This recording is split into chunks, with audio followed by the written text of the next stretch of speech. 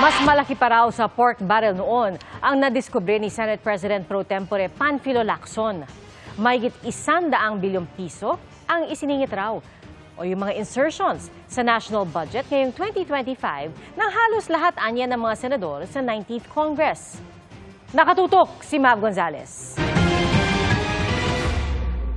Nagulat daw si Senate President Pro Tempore Ping Lacson na sa 2025 General Appropriations Act, mahigit 100 bilyong piso aniya ang insertions o isiningit ng halos lahat ng senador ng 19th Congress. Individual insertions daw ito na naka-FLR o for later release. Hindi pa raw siya nakakita ng ganito kalaking halaga. Noon daw kasi, nasa daang-daang milyong piso lang ang Priority Development Assistance Fund o PDAF na mas kilala bilang pork barrel bago ito ideklarang unconstitutional.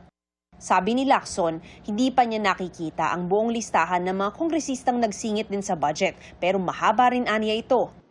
Pwede raw niyang tanungin sa budget deliberation kung bakit ito pinayagan, kung ilan sa mga insertion ang na-release at paano ito ipinatupad.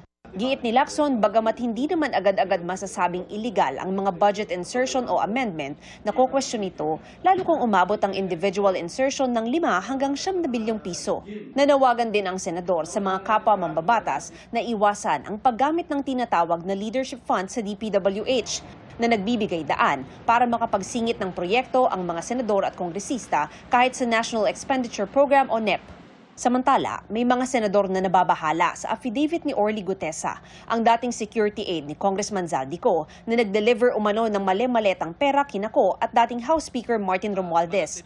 Bukod kasi sa hindi pagsipot sa pulong niya sa Justice Secretary, pinasinungalingan ng 2 dating kasamahan niya ang kanyang pahayag. Itinanggi rin ng nakapirmang notaryo na si Attorney Peshi Rose Espera na siya ang nagnotaryo at tumulong maghanda sa salaysay ni Gutesa. Sabi ni Lacson, makakatulong ang Manila Regional Trial Court na lutasin ang misteryo ng kontrobersyal na affidavit ni Gutesa. Sabi ni Senador Rodante Marcoleta na nagpakilala kay Gutesa sa Senate Blue Ribbon Committee, walang epekto sa salaysay ni Gutesa ang anumang problema sa pagnotaryo sa affidavit dahil binasa niya ito sa pagdinig. Sumumpa naman daw siya sa Blue Ribbon, binasa roon ang kanyang salaysay at tinanong pa ng mga senador. Kaya aniya, kahit walang notaryo, hindi nawala ng saysay ang mga sinabi ni Gutesa. Pwede naman daw ipanotaryo muli ni Gutesa ang affidavit niya para mawala ang duda ng mga tao. Tingin ni Marcoleta, may kredibilidad bilang testigo si Gutesa dahil tinest niya ito at pinagtatanong sa mga sinabi niya, partikular sa mga umaning maleta ng pera. Taliwas naman ang pananaw ni Senador Erwin Tulfo na may duda raw kay Gutesa. Lalo pa raw nang itanggi ng notaryo na pinirmahan niya ang affidavit nito. Ngayon nga po, nawawala si Mr. Gutesa, hindi na nga makita po, hindi na po matagpuan. Medyo, kaya at this point, medyo nakakapagduda. Gusto ko nga may isang hearing pa po para matawag yung tao na yon, ma-course examine ho natin, para matanong lang ho natin, sino ba ang nagturo sa'yo? Dagdag ni Tulfo, magandang makuha rin ang CCTV footages mula sa pinagdalhan umanong exclusive subdivision. Pero ang eleksyon daw rito, dapat suriin muna ang mga testigo bago pa harapin sa pagdinig. Para sa GMA Integrated News, Mav Gonzales, nakatutok, 24 oras. May tuturing daw ng Department of Justice sa senyales ng kawalan ng sinseridad ang pagiging kampante ang mga aksyon at pahayag kahapon ni Sara Diskaya. Ma'am, short statement lang po. How did it go po, ma'am? Ma'am, how did it go? Sinabi yan ni Sara Diskaya ng hinga ng pahayag ng media habang palabas ng DOJ kahapon. Nang dumating naman siya, nagsenya siya ng finger heart sa mga tao. Sabi ni DOJ spokesperson Asek Miko Clavano, kasama ang mga ginawa at sinabi ni Sara sa mga isasaalang-alang sa isinasagawa nilang assessment at evaluation.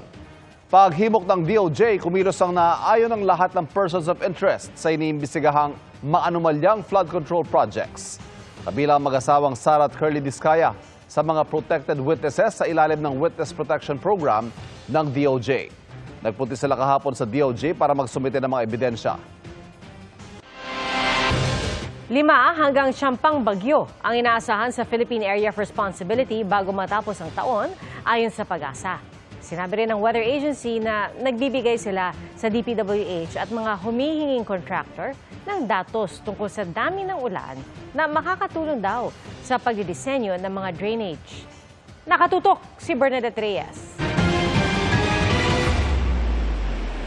Dahil sa sunod-sunod na bagyo nitong mga nakaraang linggo, maraming lugar sa bansa ang binayo ng malalakas na hangin, nakaranas ng matitinding ulan, at nalubog sa matataas na baha. Ngayong taon, 15 bagyo na ang pumasok sa Philippine Area of Responsibility, tig-5 noong Agosto at ngayong Setyembre. Sa nalalabing 3 buwan ng taon, 5 hanggang 9 na tropical cyclones pa ang maaaring pumasok sa PAR. Batay sa historical data, kadalasan mga lugar sa Visayas at Mindanao ang posibleng naaapektuhan nito. Nagla-landfall o tumatawid rin sa lupa ang mga ito. Hindi naman natin inaasahan na mas malalakas pero more on landfalling silang mga tropical cyclone. So that's why, of course, yung preparation natin mas kailangan for that. Ang DSWD hihilingin daw sa DBM na ma-replenish ang Quick Response Fund bilang paghahanda sa mga maaari pang dumating na kalamidad. So far, sapat po yung resources ng DSWD, but we will request for replenishment of our Quick Response Fund kasi that's provided naman under existing laws na once na bumaba na o na-meet na natin yung 50 o na-obligate na natin 50% of our Quick Response Fund ay maaari tayong mag-request for replenishment. So we will do that. Kaugnay ng mga flood control projects, sinabi ng Pag-asa na nagbibigay sila sa DPWH at mga nagre-request na contractors ng Rainfall Intensity Duration Frequency o RIDF curve na batay sa analyzed rainfall data. Sabi ng Pag-asa, makakatulong ito sa hydraulic design applications, pagdidisenyo ng urban drainage system at iba pa. We provide such kind of information, but we are not of course, after providing the information, we don't know whether it was used or not.